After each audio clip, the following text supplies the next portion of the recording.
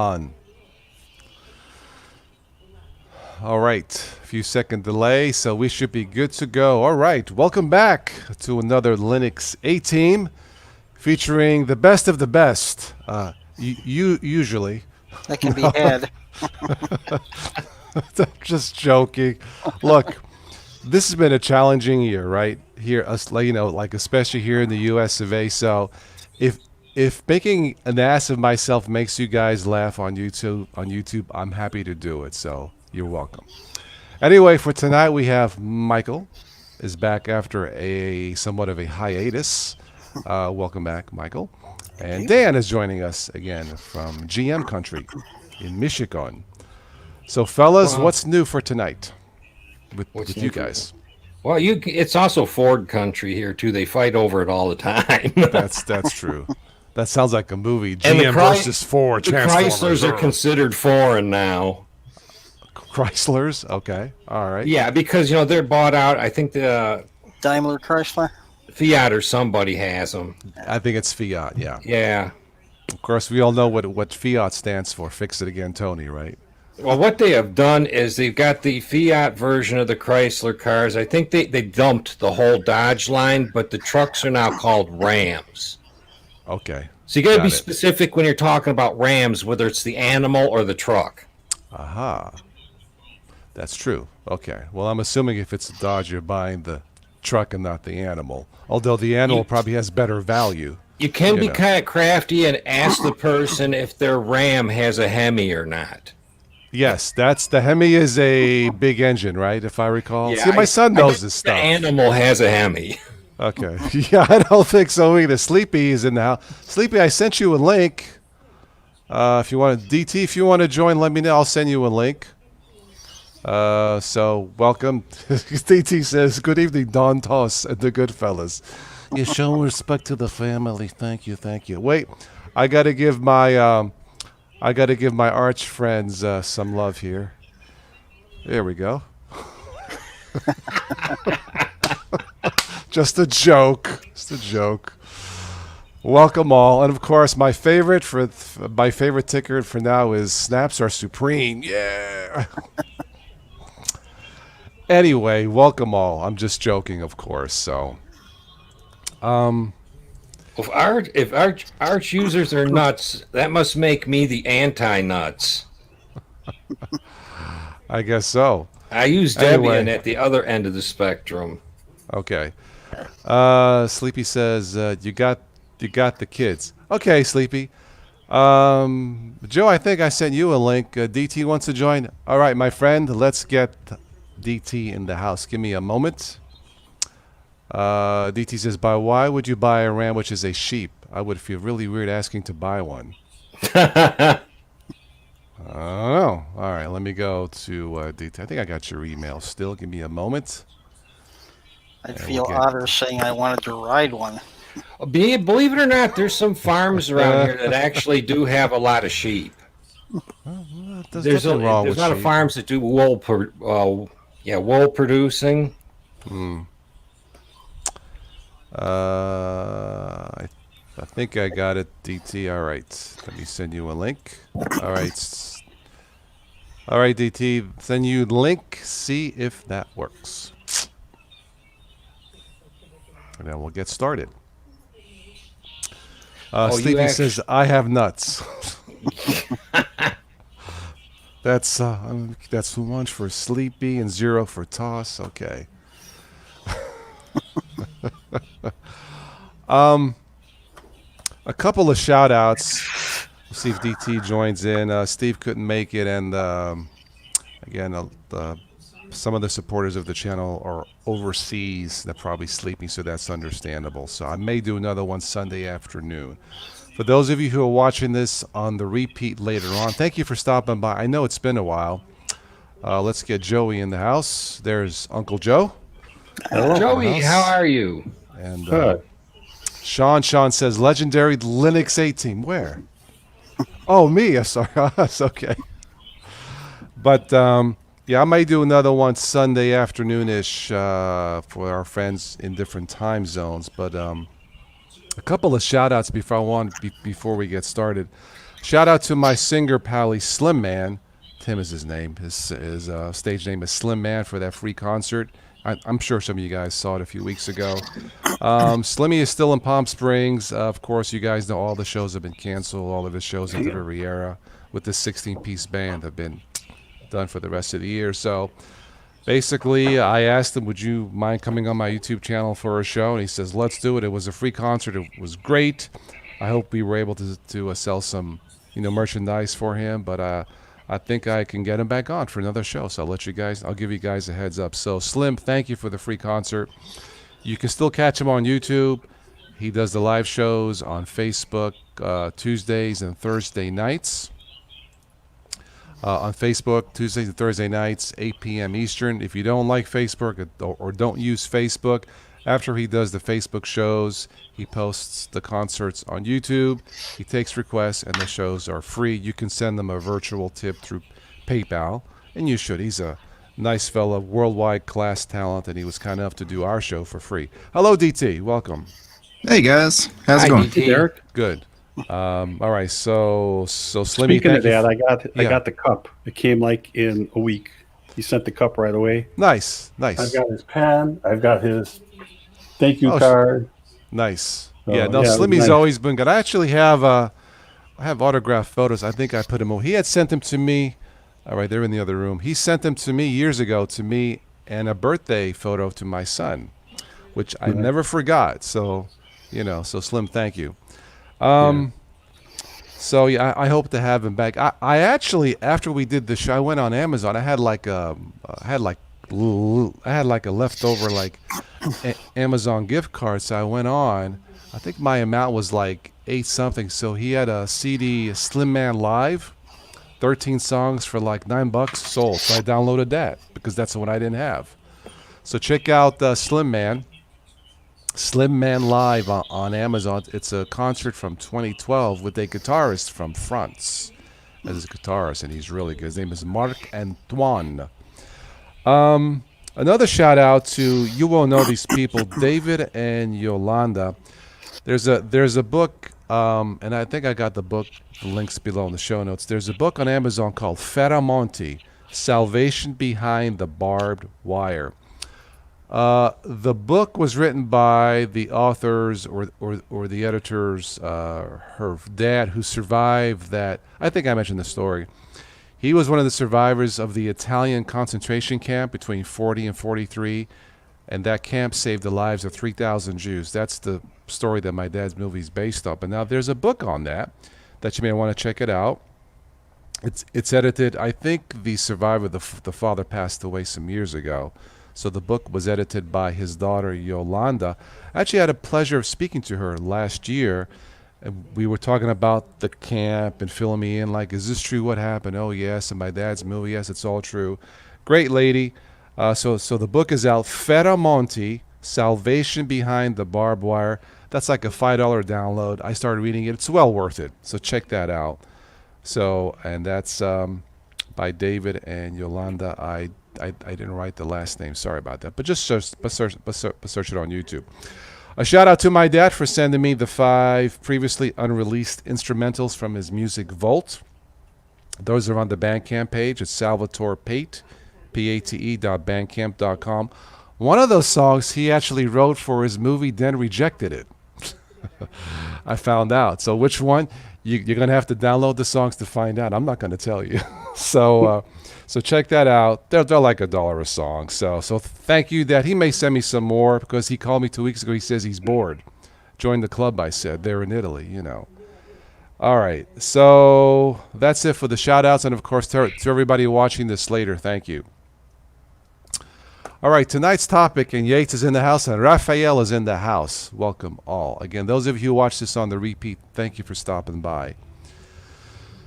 Supercomputers and the virus, the coronavirus. There was an updated report. Apparently, the U.S. no longer has the world's fastest Linux supercomputer. We did. It was an IBM. It had a weird name. I forget the name of it. It's not on this page here. Okay, so 500 computers, all of them, I guess, run a form of Linux. Okay. So it's not the U.S. Who do you think has which country has the world's fastest supercomputer? Anybody want to take a crack? It's not us. New China. Zealand? Neither one. Neither one. Russia. Germany. Comrade, you're wrong, comrade. They've got the best vodka. What's the one that got rid of Linux and took it back again? It's good. Germany. It's not them. Yeah. That's a good guess, though, but it's not them. I thought it was something different. I didn't think it was Germany. I thought it was something else, somewhere else. I'll give you like an easy hint. It's the country that makes probably the world's most reliable cars. Japan. Germany. Well, that too, but it's Japan. Okay. Yes. Okay. Switzerland in the chat with that. That would have been a good guess. I think they're in the top, like Switzerland, China, and us were in the top. But anyway, Japan's computer. There's a name for it. It's called the Fugaku. That's F-U-G-A-K. I don't make these names. It's Fugaku. Yeah. It's named after. It's named after the tallest mountain, Fuji. Dai. Anyway, what does that sound like, Carm? What does that sound close to? Fugaku. Easy. All I'm saying is that's the name of it. But it's named after Fuji, the tall mountain. Okay, or maybe the water too. No, but so Linux may have somewhat. I shouldn't say failed on the desktop. We'll just say it has a less than stellar market share for the masses for Linux on a desktop. But for supercomputers, according to this chart, if it's accurate, it went from, in 2012, it was 94% ran Linux, and it went up each year, 94, 95, 97, 97.2, 99.6, and then 100% are running Linux. I don't know if they have Arch or Debian stable. Well, probably stable DT. I would There's not no imagine. way. Yeah, they're not running a rolling release. They're not running unstable. Yeah, really. Yeah, that's the last thing you would do. Yeah, I know. Okay, so it has to be stable. Okay, all right, okay. And they're probably custom builds. Probably. But the top 500 are running. Okay, so we know. Okay, so as far as the finding a treatment or treatments for this coronavirus, they are using supercomputers now. This one in Japan, this was a 10-year mission, $1 billion. That sounds cheap, all things considered, but that's what it cost. It was run by the Center for Computational Science, and this is by computer maker Fujitsu. Okay, it makes sense. This computer it's fast, 415 quadrillion computations per second. Quadrillion. Is that good? Yeah, I guess it is. It's not radiation burns from that. 4. Yeah, right. Anyway, this is. Oh yeah, the previous fastest computer was the IBM's computer called Summit, which was last year. We were number one, I think. Now, this one, the Fugaku, the FU runs 2.8 times faster. That's what they call it. I'm sorry. Nothing against Japan, okay? Those Toyota cars are fantastic. This runs 2.8 times faster than the previous. Wow, 2.8 faster than the previous record holder. That was at the U.S. Oak Ridge National Laboratory here in the States. So it's able to run GNOME. Right? It should be just fast enough to run with snaps. Yes, just. I wouldn't hold out that one much. for DT. Okay, all right, yeah. So there's a picture of this. This is at the supercomputer can be seen at Kobe, Japan offices of the RIKEN, RIKEN Center for Computational Science, as of June 2020, which would have been. Sleepy says, imagine how much faster if they were running Puppy Linux, though. Yeah, right. I was just going to say, could you imagine if they were running just something in the memory instead of, okay. And there it is. Let's see, what else does it say here? XSDE. Yeah. Yeah, It can you has- imagine if you had the computer with the most cores ever running tiny core Linux? Yeah, really. It has the power of 20 million smartphones. I'm not sure why they felt the need to say that, but okay. Yes, but can it run an iPhone as fast? No, I don't. They're bragging. Yeah. I don't blame them for bragging. But one thing about this, and then I'll let you guys chime in. I did read, all right, there's something here. So this one, the Fugaku,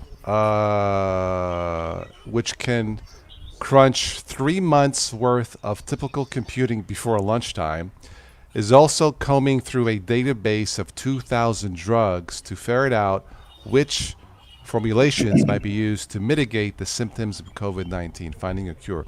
I actually read our supercomputer, ours meaning that the U.S., it took 4,000 drug combinations and spit it out and presented 70 possible, not cures, but treatments for COVID-19. That's pretty good. You take thousands and squish it down to like 70 for a possible treatment's pretty good, but this one might be even better. So it says here, besides researching biomedicine, pre-testing cars for collision safety, disaster proofing design for buildings, designing cars of tomorrow, new materials, weather and climate forecasting, and disaster warnings. That's a Awesome. big thing with them, with all the earthquakes they have. Yeah. So it says here, is there any reason why Japan needs to be number one? And then this person says, is number two acceptable? Sure it is. I think something like this, I think the U.S. and the world wouldn't care if number one or number two found a vaccine or cure for this COVID, if I had to guess. Personally, I don't care who finds it, some kind of a treatment, just find it. So what do you guys think about all this? Computers, Linux computers, and COVID-19 possible vaccine? Well, that Japanese supercomputer might be fast, but I'll bet my ThinkPad will boot faster. Cheers to ThinkPad users. Yeah, just think if the supercomputer caught the boot hole. Wow. Well, it probably has an infinite number of firewalls and redundancy systems, if I had to guess. I'm going to guess that it ain't even like an 8086 type computer. It's something even beyond ARM. It doesn't really give, I mean, of course I wasn't looking for it, but in this, it doesn't really give technical specs, but I'm sure they're out there somewhere. I would laugh if it really ran a form of Ubuntu. It probably doesn't, but I would laugh, Personally, I don't really care what it's running as long as it's running Linux. Right. As long as it's not Windows, huh? Yeah, well, it's definitely running Linux, yeah. It's got to be hardware. It's got to be pretty much specific to this supercomputer with actual hardware code in it for that particular hardware, which is not common anywhere else. It's an ARM, according to the top 500 list. It's an ARM processor, an A64FX that's made by Fujitsu. Okay. That makes the supercomputer.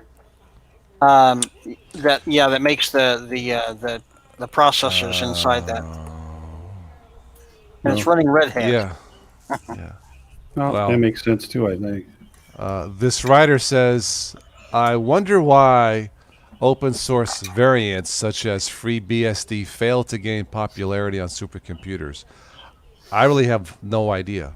I know FreeBSD is not for newbies, but that's a different ballgame altogether, Let's see here. As far as this goes, France has some supercomputers, 19. The UK, Germany has 14, and Russia has 2 supercomputers. That's all? Somebody over there's They got a don't need thing that anymore. called They a. can hack into ours. Yeah, really. Yeah, but about Somebody over there's got a thing called a super collider. yeah. Yeah. China has the most, 219. We have 116. Let's get CJ in here. There you go, CJ. Are you there? Excuse me. Can you hear us? Hey, All right. I don't know if you can. Hey, There we Hey. go. yeah. Okay. What did I Welcome. miss? China has the most what? China has the most Ubuntu Hello? computers. No. Yes. Well, they probably do. China has the most supercomputers. 219 out of the top 500. We have the USA has 116. Japan has 29. Interesting.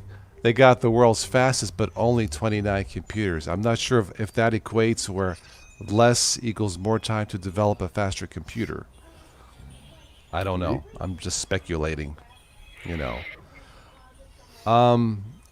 They are predicting, well, I saw some today where the scientists, with the use of supercomputers technology and the fact that the world's involved, they are confident that we will have a safe, I use that quote, vaccine or treatment for this COVID by next year, by early next year.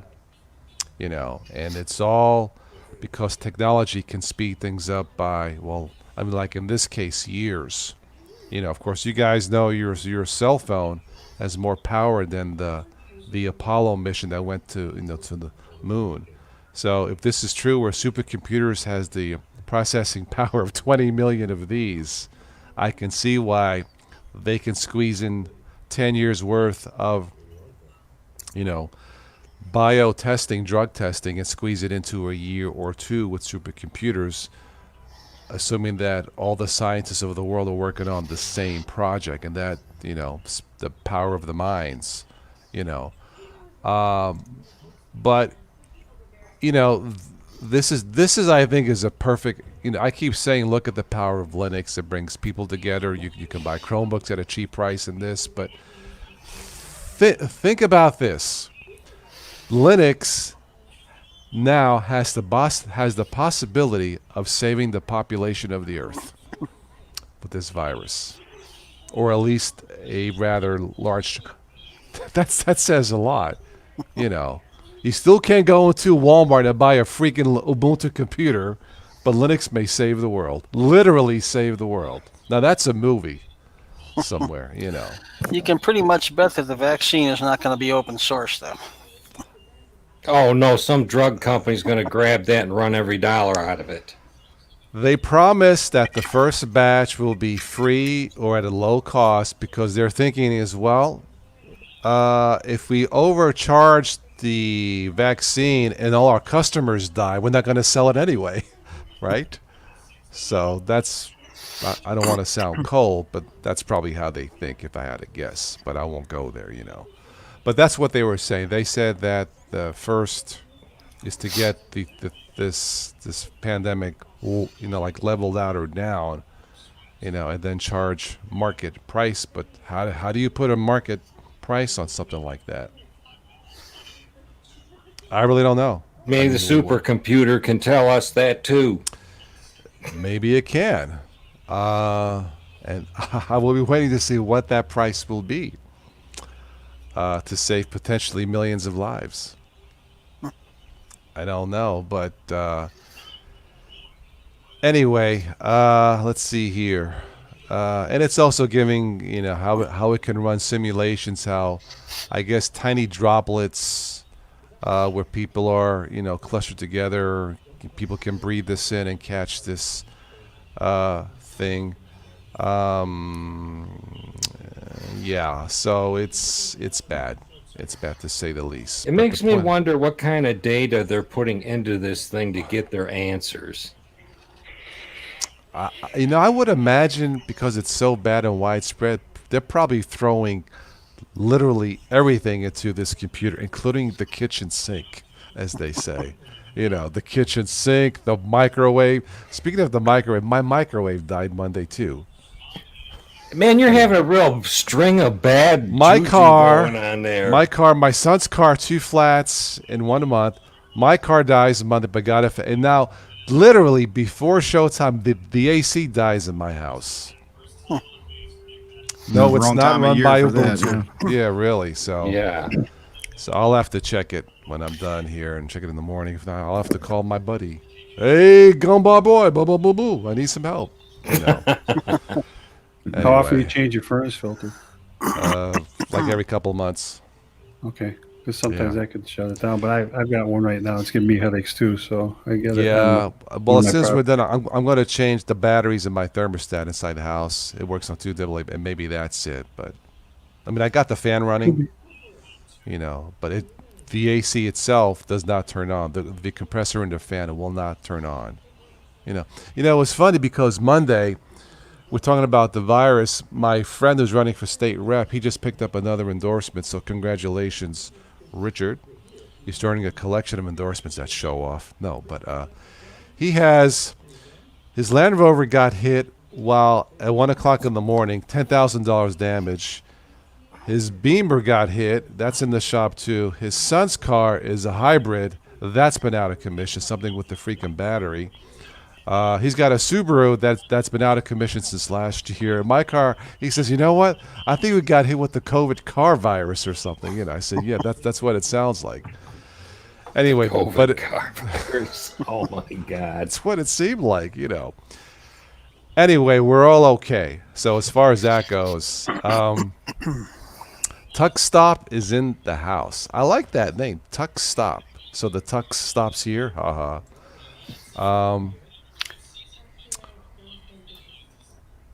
By the way, Tosh, Okay. did, Yeah, did go you ahead. did you see the number 79 on this list of top supercomputers?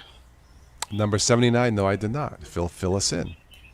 Well, I was kind of interested in the operating system that's running on it. It's an Intel Xenon Platinum Yeah. platform, and it's running the TOS operating system. Interesting. Okay. Well, awesome. My first introduction to that. So Well, before we go to the next topic here, we'll do some news and nonsense. Shout out to all the scientists, computer wizards, nurses, doctor. I have a cousin who's a nurse in Pittsburgh. Shout out to all you guys and girls. God bless all of you. You know, you deserve your wages should be double what your salary is for putting up with this, especially in this country. It's a freaking mess. All right, any final comments, and then we'll do some news and nonsense. Well, being that I don't know much about supercomputers, because they do kind of keep it tight-lipped, I don't have Yeah. any more, comments on that. Okay.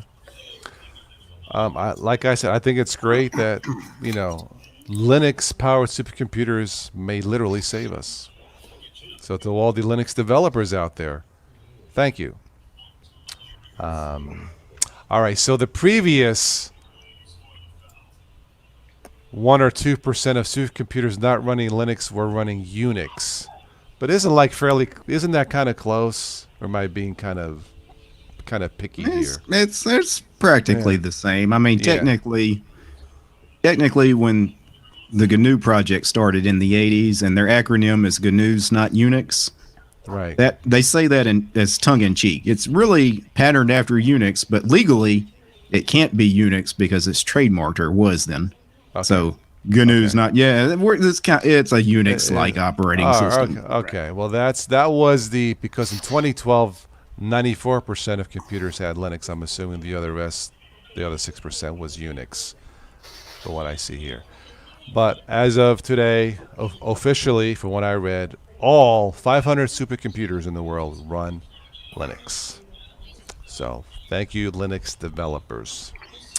Let's seems see like only here. a short while ago, a few of them ran Windows still.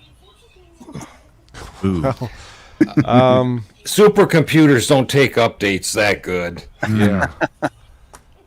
Yeah, I don't want to go back to when talk. It's first it was like, okay, well, Microsoft will fix it. Then it became a running joke, and now it's not really funny anymore. It's gotten so bad. I mean, how bad do you have to be where an update breaks your start menu on Windows? How bad do you have to be when it breaks the internet? You can't get. I mean, it like never ends. Well, I think Microsoft is to the point they've almost given up the fight. They know open source is one, and it's just a matter of time before you see a press conference. Satya Nadella comes out on stage and says, "By the way, I use Arch." There you go. There you go. At this point, I would not be surprised. And then they'll send them for a drug test. Right. Yeah. You pop it so low, Sanjay, man. The way you take it, man. They're waiting for you down at the hospital. Actually, I thought you were going to say, by the way, I run Linux, but no, of course not. No, Oh, man. Hello, Dennis Hallman is in the house. Welcome, Dennis. Is this your first time on the show? On a live stream? If it is, everybody say hello to Dennis. I see. Hey, I see Dennis. Dennis. I see Dennis in my streams all the time. Nice. Awesome. Yeah, Cool. he hangs out in the Linux community. So. Very good. Well, if there's anybody new watching, I should have said that in the beginning. If it's your first time watching, wants to say hello in the chat, I have a question about Linux. Like I said, this Linux 8 team is the best of the best, usually. It's a joke, of course it is, of the community. So The best of the best of the best. best of the best. Of course, there are some times we were trying to figure out Discord and Skype. We were not necessarily the best, but we figure it out eventually. I don't think Discord even functions probably if you put it in a Windows environment. My second cousin's a I don't big know. time gamer, and he uses Discord. He fights with it all the time. Really? He uses Windows. Okay, I'm trying to all right. pull him over to our side, but I'm having a real fight with that. Tell them there's a lot more Windows games being run on Linux now. I'm starting to run more and more of them, too. Oh, They're yeah, I running bought well. a whole bunch of games during the Steam Summer sale. Yeah. Okay. I mean, I got some really good deals on some really good games. Speaking of games, and welcome Lamer, welcome Mitchell Valentino. What's up, man? The next Halo game, Halo 6, Halo Infinite, I was laughing because apparently, if you ever play the game or know the game, there are some alien called brutes, and they look like brutes, big, being ugly. And then there's little aliens called grunts. They're like munchkins, right? They're just the opposite. In the next game, the brutes can pick up the grunts and throw them at you as a weapon. I'm ready for that. Wah! And anyway. All right, so let's go to some news and nonsense. So somebody give it posed- time, though. That game will be taken down before it even gets started because it'll offend somebody. You watch. You're offending I don't know, grunts or short people or something. Yeah. I enjoyed the Halo games now. They And are, Microsoft, you messed up. You did not hire the composer of the Halo music. What is your problem? Martin, another shout out to Marty O'Donnell, the creator of the legendary Halo theme. For the third time in a row, was not hired to compose the music of Halo. Microshaft.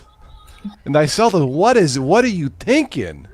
Yeah, You know. what they're not telling you is they gave Halo to the Windows 360 team to build, just like they did Windows. And I'm not being sponsored. This is not a sponsored show by Marty or Mike. But it's like, if Well, you have Toss, a guy...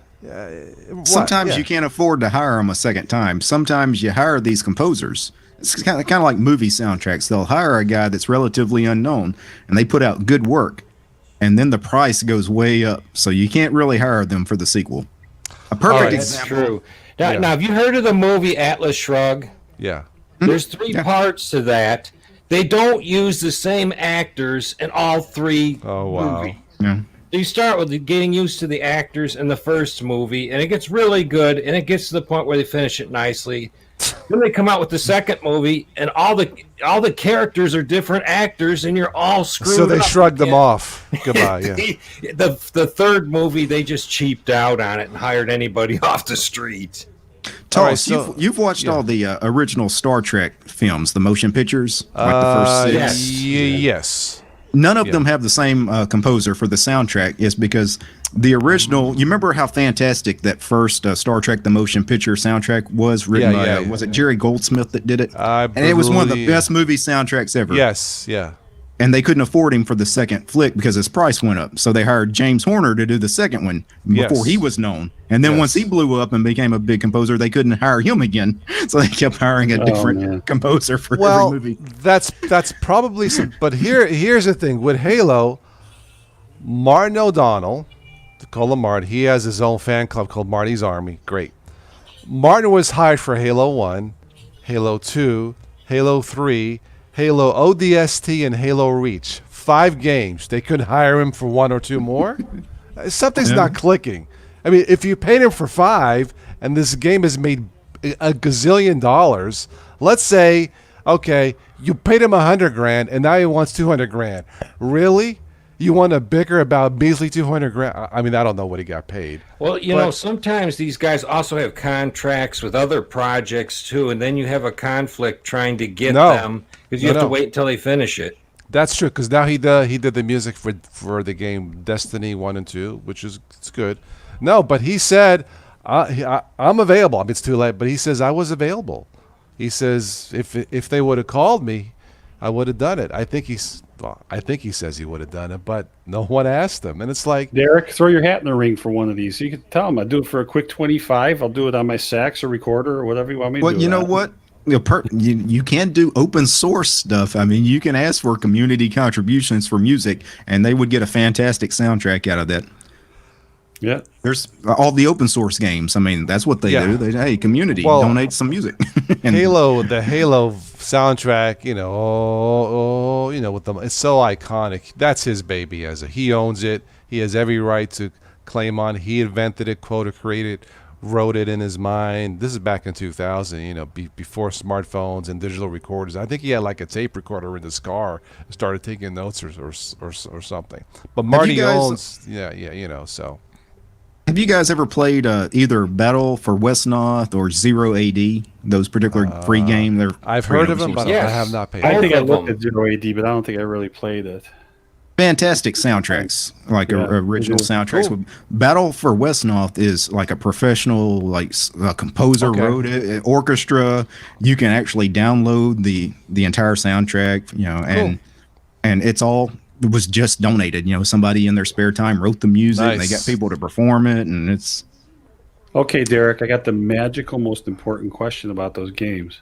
Mm-hmm. Do they run on snaps? Yes, they do. They might because they're Linux exclusive. I don't know. Snap in the evening, right? They're free and open source software, so they're in everybody's repos. So. I know.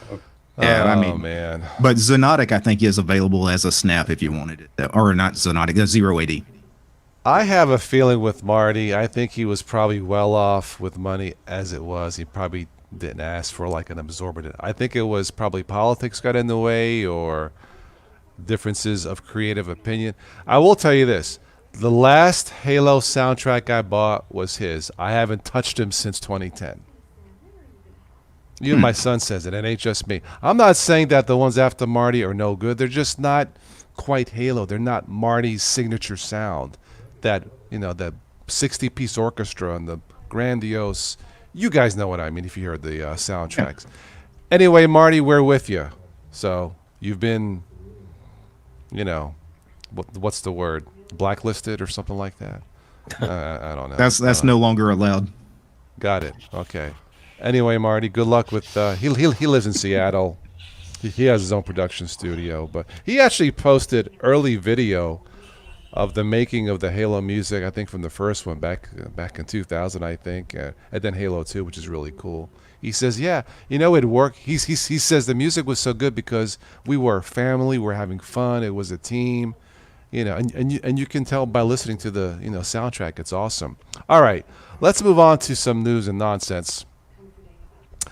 This is posted on Facebook. Well, this is one of my friends. Treat your mask like underwear. This is a list, okay? Do not touch or adjust, especially in public. Do not borrow or lend. Make sure fit is tight but comfortable. Make sure it is clean. Wear the right side out. If it is damp, change it. And finally, don't go commando. And I wrote, this sounds like a marriage. It sounds like a marriage. Don't go commando. That was the advice on wearing a mask. So But there you go. you'd only be buying one about every 10 years, though. Now, some people do that with their underwear, though. Yeah. Oh, man. Yeah, especially if they take them off, stand them in the corner at night, right? Well, no, there's no way to mask this topic. The Okay. rails already. Okay. Did you guys see the video I posted a couple of days? Apparently, drinking a glass of wine is equal to 1 hour of exercise.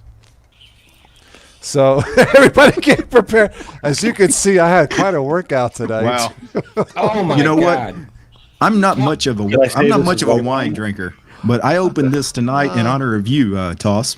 Right before I sat Cheers. down, I've got a rack, and I went and grabbed a bottle, and you were gonna love the bottle I picked up because it's one of the Francis Ford Coppola. Oh, wow. one. Okay. Toss, you might as well go move up to the next size larger and get the water cooler bottle size. Well, this is what, a gallon? And I just think it's flip it over in a water cooler. Yeah. Water cool, right. So instead of what's Get the I'll have like I have to call Culligan, whatever water. Yeah, already be cold. Do you remember right. the movie The Jerk where you had the white wine and the red wine? They put the umbrellas. He had it on the tennis court or wherever he was. Oh, He'd bring man. out the little glass.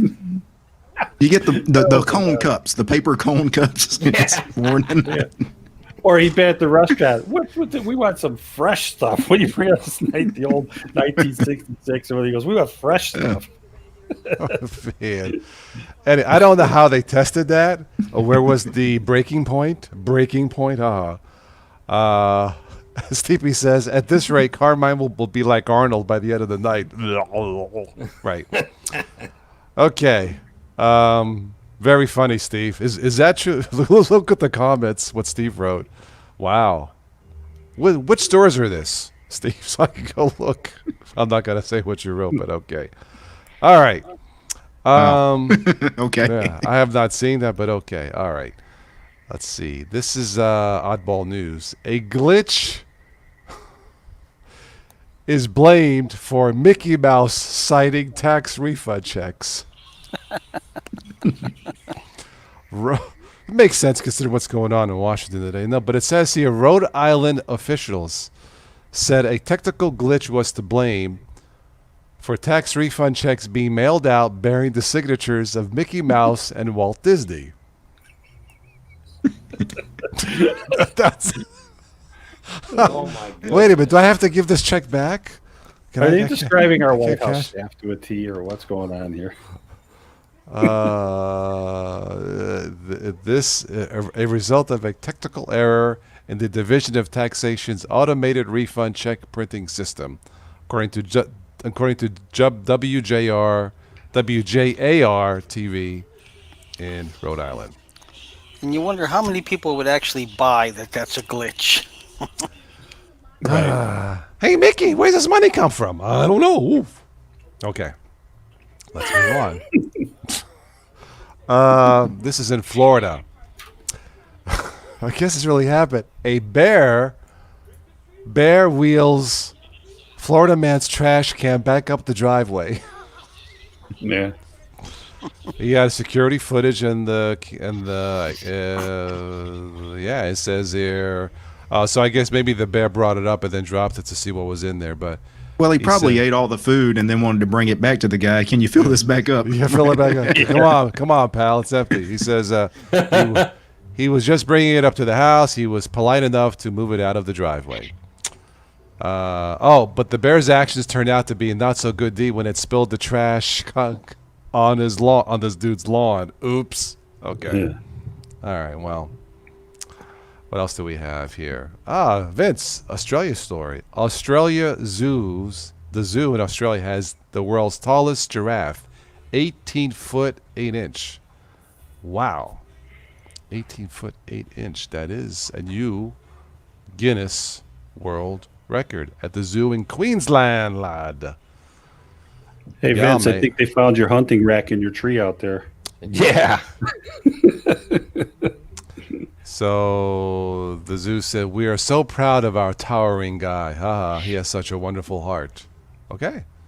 I guess the giraffe's name is Forrest. I don't know. Part of the zoo's giraffe's breeding program has fathered 12 calves born at the facility. I guess Viagra works. I don't know. They Well, feed Sleepy- them Vegemite. Yeah. That's how they do it. Yeah, because if you didn't Vegemite, but a boom. That's all that I have for the news nonsense. But I think the story. That's why they keep getting taller, so their mouths will get so far away you can't get the Vegemite to them. Ah, okay. I'm sure that's what it is. Yes, Most animals love salt, though. I bet they would tear up some Yeah. Vegemite. Yeah, probably would. Yeah. Do you guys have any interesting stories to share? Any oddball news that you saw or heard? I don't get out enough to get any news. I was about to say, I live such a boring life, Toss. So you mean down south there is no action going on down south, man? No, It rained today. That was about it. I was just going to say too. Don't worry about your air conditioner because we're going to be in the 60s and 70s, and that'll hit you in a couple of days. Yeah, no, I did see that, but I know the heat's going to come back after that. So, Oh yeah. I mean tonight should be bearable. I'll just pop open the windows. I got a couple fans. I'll do that, but I'll have to check it. If I'll have to call my buddy in the morning to come over. You got a Come over buddy Monday. for every situation. It's the family. I guess so. I mean, he's not blood family, but it's the family. Yeah, I guess I have a close buddy who works on cars. Kind of have a close friend who's a doctor. I mean, we're not blood family. My friend fixes AC, does house calls and stuff. Yeah, They're all named Paulie, right? Paulie. Or Vinny. And they're married to women named Marie. Right. Yeah. Well, here in Steubenville, which is the Martin country, it's a relatively small city, like 18,000.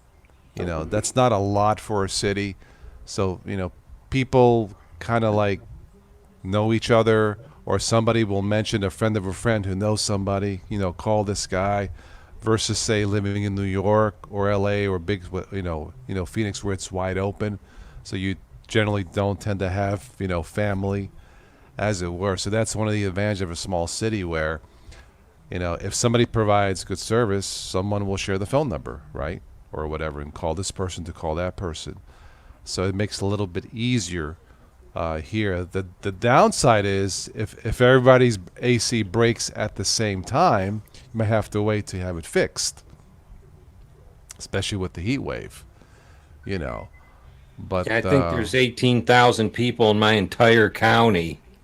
Okay. And that's so that's how I have a friend just about for anything. I don't have a friend for Vegemite, but see, I don't need that. You can get that from Amazon. A good deal on Vegemite, man. Yeah, no Vegemite. What I actually needed was a friend who does yard work. That's one friend I don't have. I thought Now, I I did. do have that. He lives across the street and he's willing to work for real cheap. Well, you're too far in Michigan. I'm in Ohio, so we can't do that. Sean says, I'm the Linux godfather. Thank you, Sean. You're paying your respect to the family. Yes, that's right. It's the 5 Linux families. Yes. Yeah. But, Well, being disabled and stuff like that, it is kind of a blessing to have someone come over, mow your grass Yes. and trim your yard and all that stuff, because I can't push a mower no more. I have a client, her and her husband are retired. She knows zilch about computers. I've made, this year, I think I've made like a half a dozen house calls.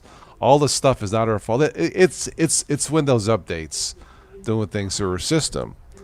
She says, I hate to bother you, but this is Janet. I won't mention that. Can you come to us? I said, yeah, I'll be there, She doesn't live that far. Oh, I'm sorry, the car. I said, not a problem. You don't live that far. I know you have a clean house, I'm not going to catch anything, I know exactly what computer you have. I know exactly what your problem is. But, it's basically the updates doing something wonky to her computer. Now, she has an iPad as a backup for emails and stuff. She's never had a problem with that. So when she calls, I'm like, the first thing I ask, I wonder is there something wrong with your internet? Can you jump online with the iPad? Yes, and no problem. So that eliminates the internet problem. Now it's a hardware problem or a software problem. And that's how I'm able to tell. Well, and you they're know. still having issues with 2004 right now too. So You know what? people I have shut that. off their updates. They're better off. I mean, I have that in a virtual machine. I upgraded to 2004, and what I got for Edge is a disgrace. It don't open properly. Some of the text it wants to show you is just squished right to once. right. That's one of the many problems they're having right now. It's a mess. Along with boot problems again now. There's a lot of people are boot looping again too. I seldom use Windows 10. The last time I had to use it when Zoom would not work in my Ubuntu Mate, it just froze my system. It was the weirdest thing. So Slimmy, my singer friend, we already planned doing Zoom. You know, we got his iMac, his Mac Pro, and his specialized mixer thingy system that singers use. We got it all working. I went to log into my Ubuntu Mate for Zoom and just froze. I'm like, really? I hate to say it was Windows 10 to the rescue. For you know, at least for Zoom. Not sure what happened.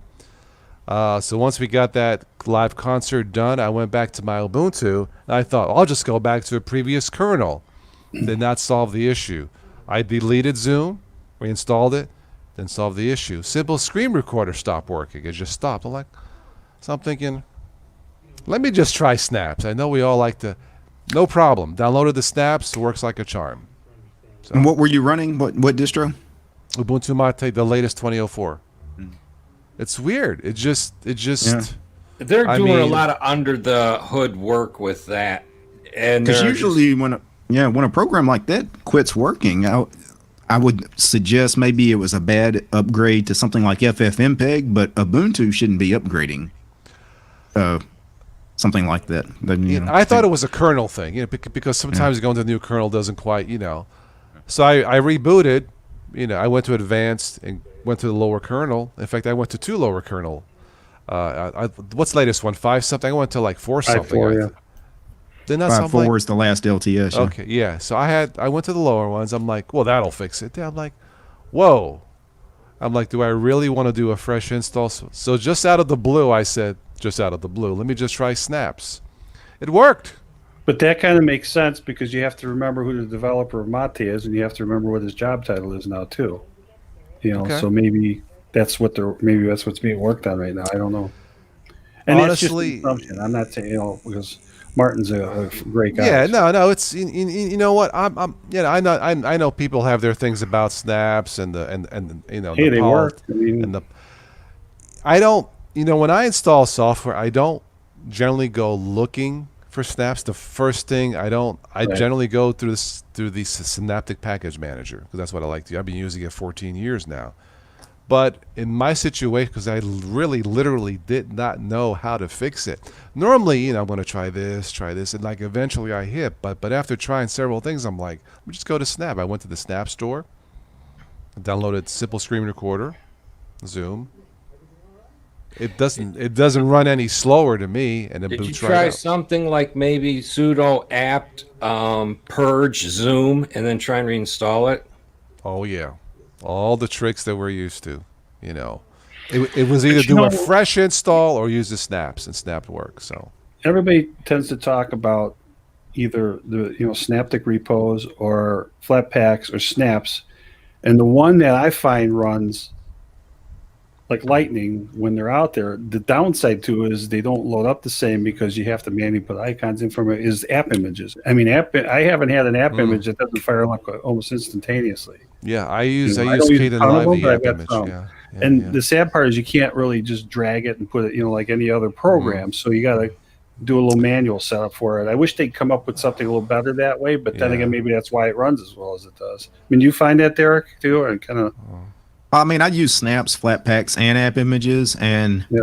I don't have a problem with any of them. I know a lot of people complain about Snaps, but the people that complain about Snaps seem to all be running Ubuntu or Ubuntu-based distros. I can tell you on the Arch-based distros, Snaps work perfect. I've never had a it. problem with I've got snaps on Mint, believe it or not, and I don't have any problems with Yeah, them. I don't have a Either. problem with Automatic. Flatpaks. I don't have a problem with app image.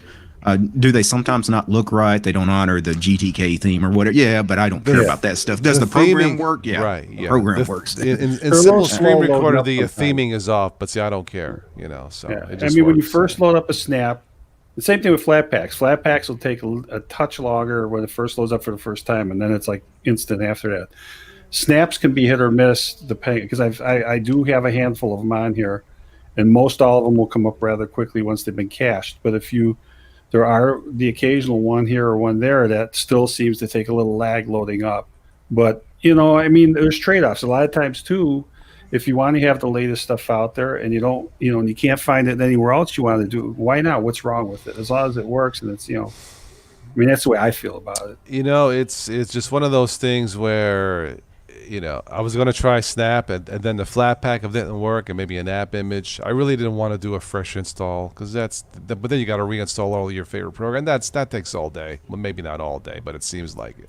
But don't just you agree worked, with yeah. the app images though? And I'm asking this to you and Toss and Derek, because to me, I wish that they had some method instead, because a lot of times too, you're talking about for newbie friendly. If Yeah. somebody doesn't know, they're coming to this for the first time, Yeah. they hear about the app image, they download it, and they keep clicking on it and can't get it to work. And half the time, people don't read everything, and it'll tell you right then, right click, and then basically turn it into an executable with a Right. basically check the box. That to me is a little counterintuitive, and I don't like. My point was, you have to do a manual, basically add to my menu or something like that. They have an icon, and then point to it or whatever. I don't know. That's the one, and maybe that's because that's the nature of app images. But I still feel like, I see Steve saying the app image launcher, but. Yeah, I don't know. to change something to an when you executable. download something, you should still Yeah. have some sort of a menu for it, or a menu icon. Yeah. Or like ahead. when you install from a package manager, you always have to give a sudo privileges, Yeah. for that stuff. While app image, Right. typically you're just going and downloading something from the internet. That's why it's not executable yet. They want you to have to change it. They don't want just anything to have running Right. privileges on your system. That's Right, If- but if it doesn't had a really central change to an icon or repository- anything like- yeah. If it had like a flat hub or a snap hub like the other ones, then it wouldn't be a problem because you would just sudo install this app image and it would change the permissions because you gave it root permission to do so. But Yeah. without that, yeah. I had use a one. problem. I had a problem with Okay. app images where actually when they went to the Electron System 5, app images would no longer work in Debian. And I did a lot of reading, and it turns out because of the Debian kernel and it's an old kernel that you have to do a workaround, and it requires running this thing called sudo systemctl kernel.privileged _user _clone equals 1. Split the atom, paint the Yeah, house. split the atom. Well, once you do this, it tells the system when it boots up to actually set this one setting deep down in the system to 1, and then it'll accept the app images again. But it's a workaround. It's not a permanent fix. I have one app image that I use for Kdenlive, and it's Kdenlive version. It's 2 versions behind 18 sub because the versions after that from Kdenlive are horrible, not user friendly at all. And I don't know what, Kdenlive team, I love you guys because I still think Kdenlive is the best. But after version 18, well, the 119 and above, you guys botched it. I'm sorry, it is not user friendly. There's things missing. I have to go back up and down to add my, favorites and all that, and the certain, features that I use, the fade in and the compressor and all this. It's, mind-boggling. Yeah. So I had to Well, go with back to the app Kdenlive- image. With Jeez. Kdenlive, I've noticed being on a rolling release, so I get the latest one every time. Yeah. It's Kdenlive is constantly adding new features, which is nice, but the interface is changing all the time. Like they're moving stuff around. Like with every new, especially new major versions, it's like I got to learn where everything is again. It's a pain, but they delete it still. Yeah. Like I like to use DTU mine because you do a lot of it. I like to use not just to fade in and outs, dissolve. You know what I mean? That's been eliminated. I don't see it anymore. It's been taken out. the compressor for the audio. I know I can use Audacity, but if I can do everything in one system, it's faster. That's taken out. I'm like, Well, why? Well, on the newer version, the latest versions of Caden Live, they've got the video and the audio track split. I don't like that.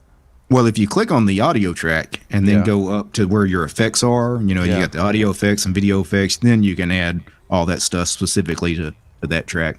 But I hate that because in the previous, in 18, you can just right-click, right? And everything was there lined up for it. You know what I mean. Yeah. It was super easy. Anyway, sorry, Katie Live, you botched it. So I use that or Shotcut as my backup. So Most of the Windows expensive audio type software packages, they usually have the choice to lock the audio to the video or unlock it, so you can shift the audio down and drop something in to take up some space. Video editors are very tough to learn. They really are, and if they keep changing them, it just makes it worse for the open source community. it's not that the latest Kaden Live is hard. It's just more work. It just they hide things and move it around. They don't keep it consistent. KISS method. Keep it simple. Shitheads. I'm not even going to use stupid. It's like, what are you thinking? For years I've been telling newbies, you got to have Kaden Live. Now I'm telling newbies, use Shotcut. I think it's easier, but that's just me. I'm sorry to be that way, but it's like, when I first saw it, I'm like, no.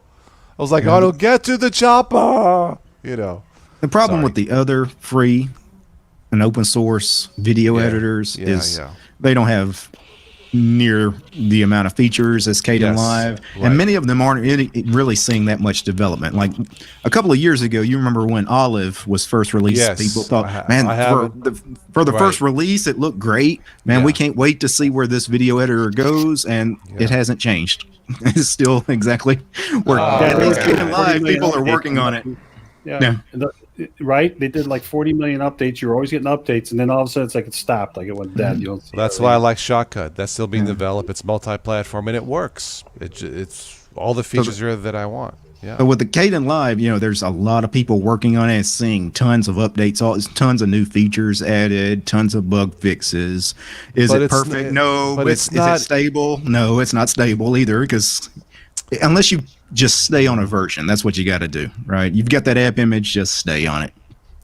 Well, I'll stick with version 18 because I got so used to it. It's faster, right-click everything. See, I'm a mousy guy. I don't like to go back up and down. I like to right-click on the timeline, and bam, everything's there. I'm on Debian, and nothing ever changes. I mean, when I get an update, I get super excited what they sent me. Sleepy says switch to Windows Movie Maker. It's the absolute opposite from Windows. Like this week, I got this Grub 2 update that they sent me, and I'm like, what the heck? They send me a Grub 2 update. What's that? So I installed it, and then a day later, they sent me another one, and then we figured it out that it's actually a patch to a bigger problem. Yeah, it probably was a security update. It was. There's a security thing called boot hole out there, and it's a big deal now. That sounds so wrong. I'm going to shove the snap up your boot hole or something. That's what it sounds like. See, Dan, you're not right. How did they get into us? They went in through the boot hole. That's 2 for Derek and 0 for Toss. What would you say, Joe? I said you're wrong. Debian does do something. Oh, man. Right? It really does. They don't usually do too much to it because they keep it running stable, so all it does is get more aged. They do point releases where they take all the software that they have really worked on and proven out that it will stick together, and then you'll get sounds like something a mafia about movie. 20 packages all at once for the software. Oh man, these guys are still hanging on boot hole. They can't help themselves. There's just something about it. Hey, pal, I'm going to shove this up your boot hole. Yeah, right. Like every other Linux name that's out there. Boot hole. Well, they felt that this one was bad enough that they could give it a name like they gave Spectre and Meltdown and all that other things. Now they can put Spectre and Meltdown in the boot hole.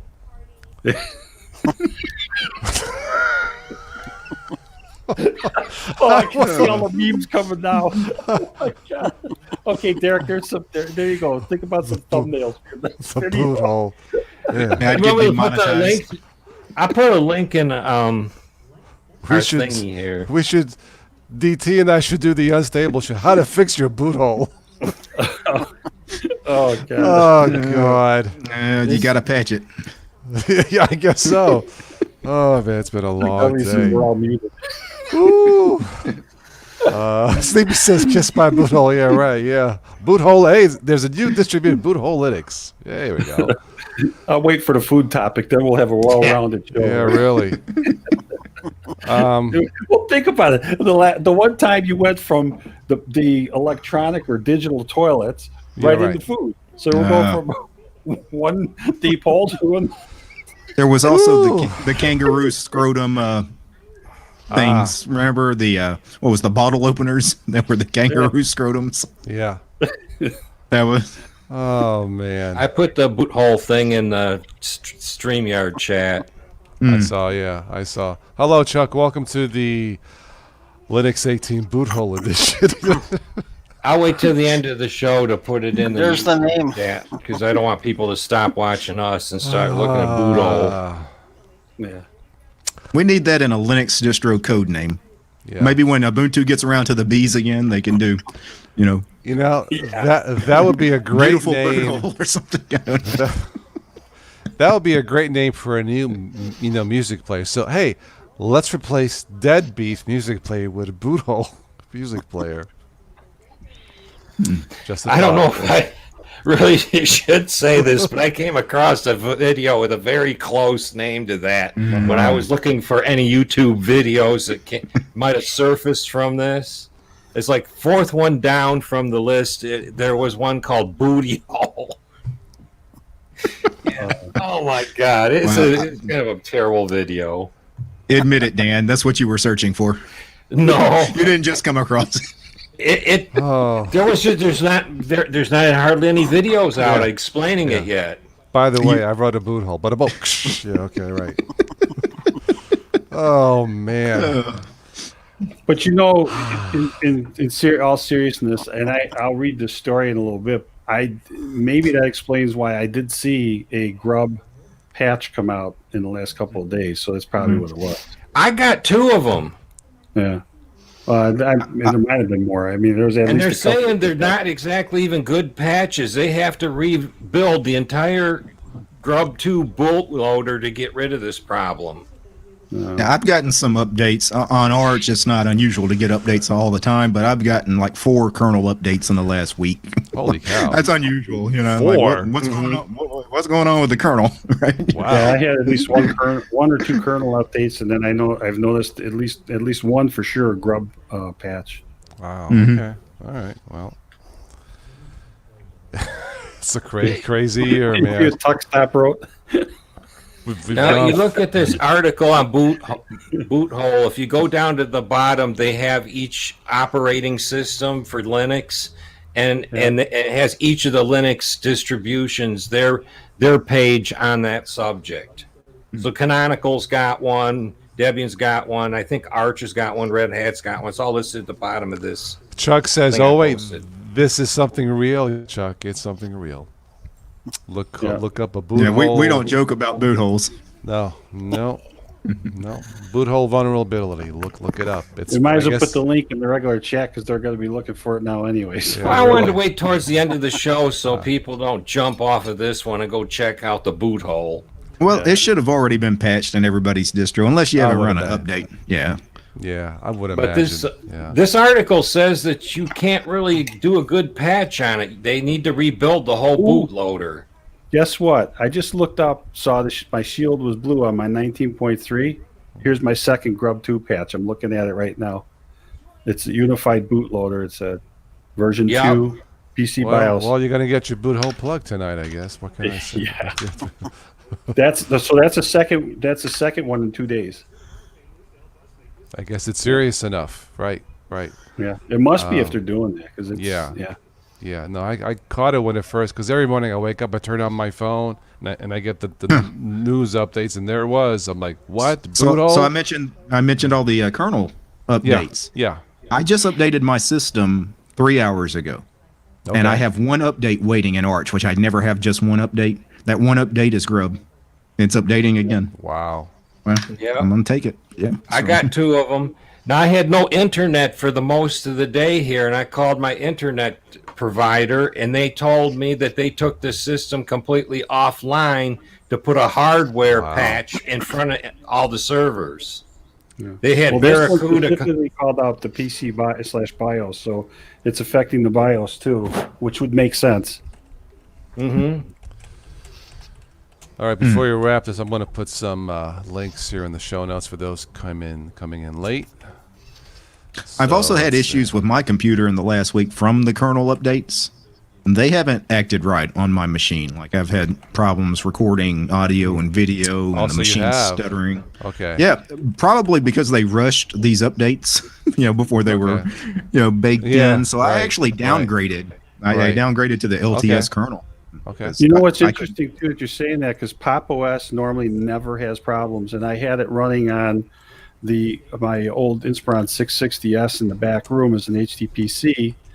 And last night I went to do updates, and it told me the grub patch failed, so it said restart required. So I restarted it, and sure enough, the grub failed. Wow. So I want to put Mint on it, and then just to have something on there right away and be done with it instead of screwing around with trying to fix it. It was it's only an HTPC machine, but it's still the point that it's just why would it fail? Because Pop OS is usually one of the most stable ones out there. So, Yeah, the last 2 kernel updates they pushed out this week was on Arch was 5.7.10 and 5.7.11, and both of those kernels acted really crazy on my machine. So I actually had to downgrade. I downgraded all the way to the last LTS 5.4 something, just because I wanted a working computer. yeah. Die. Oy. Oy. You got a Threadripper too, right? I do, yeah. That might be an issue too, as you have a niche processor, and maybe something in some of the kernels you got wasn't right with it. I wouldn't. I mean, the Threadrippers have been around for a little while. They're not brand new. I Usually, had that issue with the RX 580 AMD video card. I'd get a kernel and all the games would play right, and they'd be in full color, and then I'd get another kernel, and then they'd be in 16 color, 256 color, out of sync, half off the No, page, and then that's I the get a stuff kernel you and take. fix Those it. smoke, you got to stop taking fluids, man. Okay, that's the problem. Okay. But that was with Ubuntu too. They had all the kernel issues with that card, but you'd hit another solid kernel, and then everything was fine. Yeah.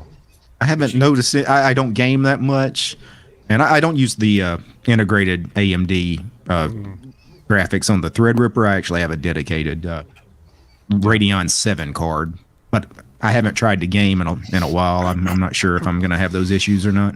I know It that does happen. I don't know if it was Linus. I think Linus Tech Tips might have done a video or somebody talking about the Threadrippers that they're basically the gist of it was they're still basically good chips, but they're not what everybody used to think they were because of the way Ryzen's going now with a lot of their other chips. And I don't know. It seemed like that was the gist of the message. Apparently, I'll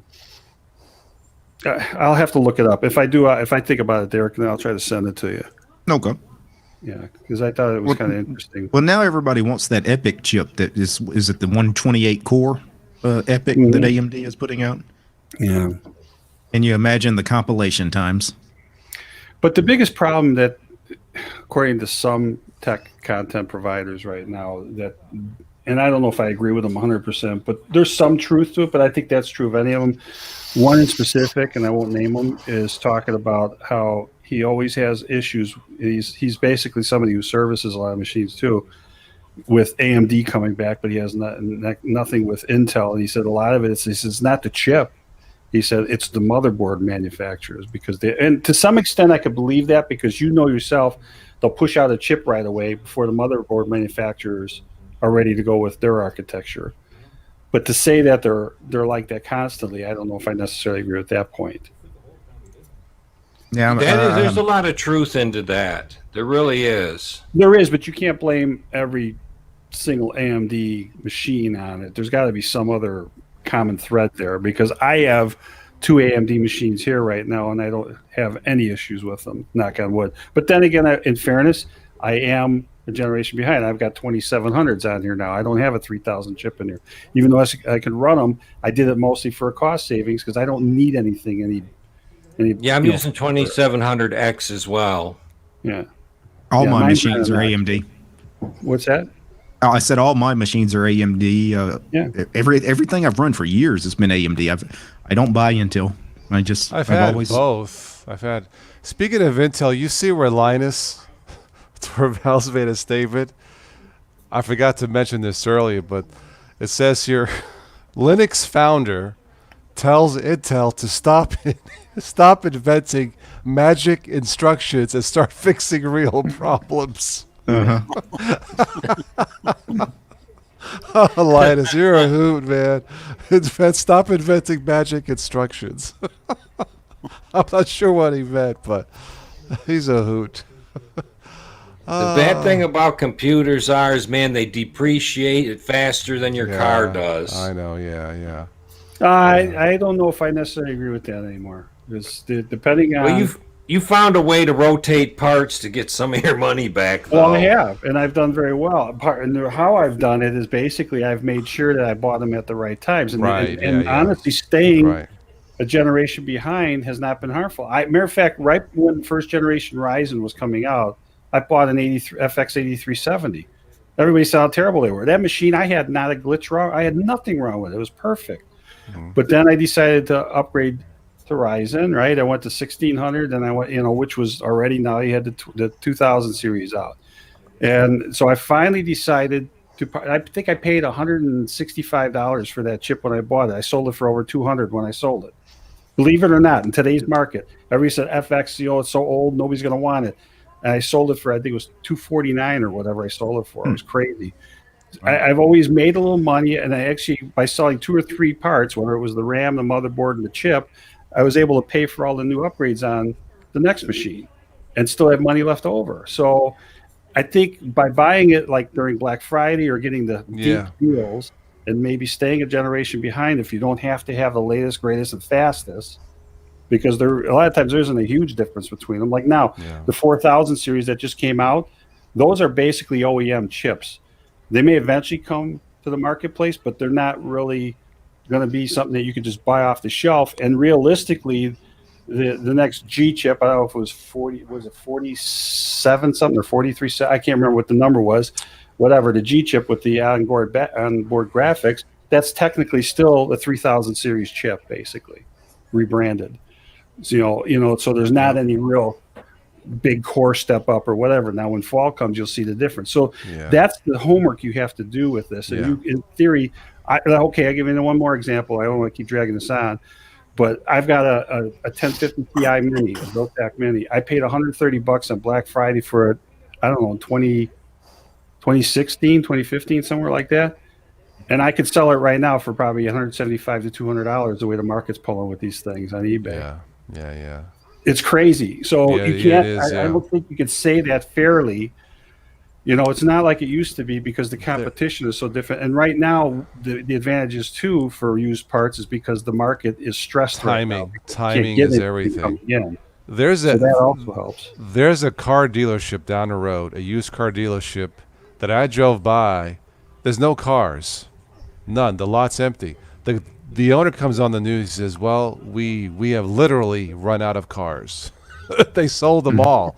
And he says, we're going to the auctions and the cars are overpriced. So he's not buying them. Now, he does service, but they literally ran out. I've never seen that in my life ever. A car dealership runs out. And this is a fairly large lot here. They ran out. They sold them all. Yeah. So there you go. Wow, that's all right. nuts. Let's give this a 5-minute warning, then I will end the broadcast. So, I mean, I was going to shop there, but he has no cars, so But I guess all his cars were fairly priced. He has a clean lot. I mean, that business has been around since I was in high school, since the 70s, But he says, we ran out of cars, and we didn't like the prices were too high. And he's not buying them, and that's why he has an empty lot. So there you go. But I think And this is this- going to change. So yeah. As far as the computers depreciating in value and the parts, I can't speak to that. But I've always if even buying cheap equipment, cheap machines, I typically buy used laptops or I buy budget pieces of equipment to put in my desktops, and typically the machines I buy last years. I'm talking about minimum 5 years, 10 Like my years with ThinkPads. Linux. Yeah, I mean, so it's not like you didn't get your money's worth and more. Yeah. Even Well, with the cheap stuff or the expensive stuff. Yeah. Well, the other problem too with AMD, my 1600 chip was the first. It was the 14 nanometer. Then they came out with an AF version 6 months or a year later, whatever it was, which basically that was the equivalent of what a 2600 would have been, and that's a 12 nanometer. And you were able to buy them dirt cheap. So that there is a chip that I paid probably $165 for it. I might be able to get 85 to 100 range for it. But truthfully, I'd rather keep it on the shelf right now because it was a rock solid chip. I've got enough parts here to build another system. You need one of pinch, so I'm hanging on to it because you can't really get a lot of parts without paying higher prices. But again, it's like supply and demand because you can't get anything overseas. The used market has come up. Well, you guys probably all have, bins of stuff. You probably got bags of RAM chips and Wi-Fi chips and stuff you ripped out of laptops that no longer work. But you've got all the parts to, if you ever need extra parts, you've got it covered. Right. One thing I have an abundant supply of is hard drives. They're everywhere. I got 4 of them under the legs of this table to hold them up a half an inch. You mean these? That allows my chair here, the arms on the armrest. Heavy to slip duty. under it. That's only 2. I've got a box with about 20 or 30 of them in the other room, and I've got a bunch on the shelf in that closet. I have a bunch of IDE ones. But these terabytes, one of them came out of my HDPC. I put an SSD in there. The other one was the storage drive that I pulled out of the FX8370 machine. Because I went to all SSDs with the exception of the 2 mechanical drives for storage on my gaming machine. Well, that's the perfect, what we were talking about, saving cost. If you ever wanted to build a NAS, Joe, you've already got all the drives. The rest of us would have to go buy 4, 6, 8 different hard drives and spend hundreds of dollars. You probably got enough just laying around. All you need is the tower. Right? Well, and the reality is, depending on what you want. I mean, Reds would be a better thing to do, but you're right. These are Western Digital Blues. They're fast enough. They would do just fine for That's what I what I got. got. Joe was like the computer Sanford and Son. Dun, dun, Yeah. dun, dun, dun, dun, dun, Well, dun, dun. there was a time when I had over 50-something computers in here not that long ago. Because I used to buy, refurbish them, put Linux on them, and sell them. Yeah. And there was an e-waste facility here. I was buying them, a couple of dozen at a crack sometimes. Right. So, and then a lot of them, what I did, unfortunately, it got to the point where they were worth more in pieces, even though they were perfectly running machines. Because it was especially when XP went away. That's when I sold a lot of them because people were afraid of Windows 10.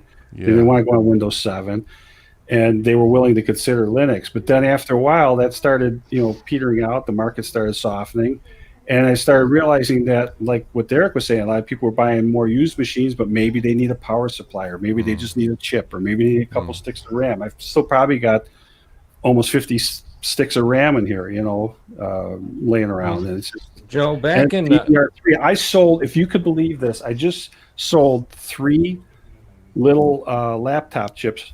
2 of them were 256 megabytes, and one was 512, the equivalent of a gig. And I just sold those. Somebody wanted them for a machine. Well, some machines have a limit. Still doing old stuff. Right. What's that, Derek? Some machines have a limit on the RAM they can take, and if you need a 256 meg chip, those are hard to come by. Yep. And I've got a stack of those too. It's crazy. Joe, back in the 90s, there's a lot of colleges around here, like Michigan State University and stuff like that, and they actually have like a place where they put all their used junk. And back then, I used to go and dig through and bring home all the junk computers and everything. Right. I made more money out of selling used parts than you'll ever get out of a complete computer. Well, the beauty of that, too, is if you're into that kind of stuff, I gave quite a few computers to people, too, who needed them. I used to go to these computer shows. Whatever, I didn't even ask for the shipping. I mean, usually it cost me $20, $25 to ship a machine. I would just set it all up for them and I'd send it to them. A lot of times it had Linux Mint or it had something, easy enough for them to run.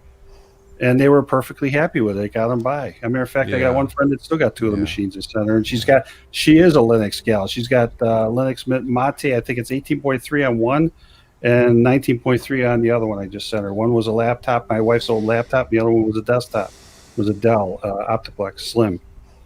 So, that's the thing that makes you feel good about this because, Linux now has come to a point where I think it works a lot better with the new hardware. Yeah. And to sit there and have the old adage that it's only for reviving old hardware is not the case anymore. It is still available to do that, but that's, I think, is going to start to become a little bit more challenging as the 32 bits go away, and you only have 64-bit left. But by this time, there shouldn't be a lot of 32-bit machines left anymore. They're going to still be, when you think about it, 64-bit still goes back to the earlier mid-2000s now. So, right, yeah. I mean, you would have to have a machine at least 15 years old now for it to be 32-bit. I mean, it's hard to get a 32-bit machine. Well, DT, I had two computers that were dual cores, and at that time, that's all I was using was Windows 32-bit because...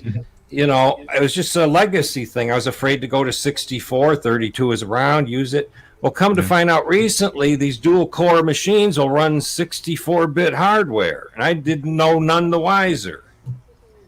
I put 64-bit Peppermint on one, and it ran fine on a dual-core machine. That's 15 years old. Was it one of the Core 2 duos? Was it? Yeah. Yeah. Mm-hmm. It was a Dell Studio 1537. Toss with the Ubuntu users rock. Yeah. Right, wrap. I'm just having some fun with the banners here. Wait, here's my new one. Yeah, I know you want to go Betty by, and we're stringing you out. All right, I'm going to end this stream on YouTube. We'll finish up here. So everybody YouTube who joined in the chat, thank you, and we'll catch you sometime in the future. Those of you who came in late, you can watch this on repeat. And that's it, YouTube friends. I'll catch you next time. Adios. Bye, YouTube. Right.